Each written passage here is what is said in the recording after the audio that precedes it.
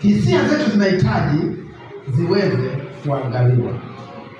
Nataka niwaambie hivi, kuna mchezo wa akili ambao watu wengi hawajauelewa. Emotions. Watu wengi hufikiria na emotions.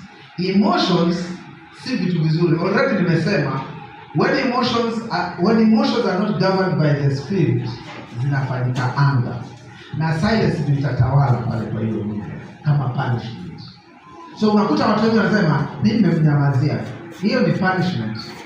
Sio yetu unasaidia hapa. Huwezi kujenga nyumba yako kwa kuwa silent. Amesema mmoja hapa kwenye yale makundi ambayo yamezungumzwa mahali hapa. Lakini kitu kingine ambacho unahitaji kufanya kabisa. Ngoja niseme hii kabla sijaenda kwa jambo la tano. A woman sets the emotional climate of the home. If she is unstable, the home becomes unstable.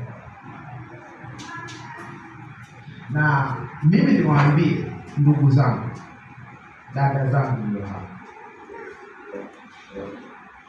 Ukiwa huna hisia ziko stable kwenye nyumba, you should know umesha destabilize the whole house.